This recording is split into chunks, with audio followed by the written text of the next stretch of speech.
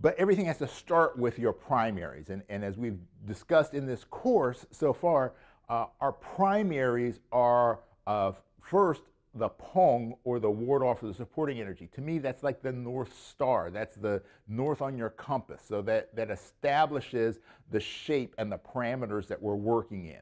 Right? An, to me, is somewhat of the complementary opposite of Pong, because Pong is a feeling of working against the energy of gravity, right? So it's what gives our shape support. It's what allows us to stand. It's what allows us to hold our arms outward, right? An is our body relaxing and working with gravity. So an, pressing, the idea of pressing, or this kind of downward or even outward and downward, this is following the lines of gravity as it relates to our anatomical structure.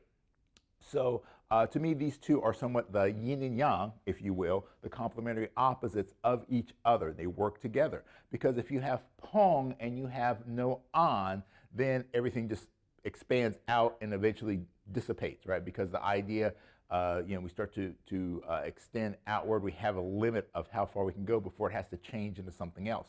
So Pong without An overextends and eventually will dissipate or blow up. Okay? An without Pong is collapsing. Right? So then it has no form, it has no structure, it just becomes a puddle. So it's finding the dynamic balance, the correct ratio between Pong and An that's going to give your movement the shape and the relaxation. Right? It makes the Tai Chi Tai Chi.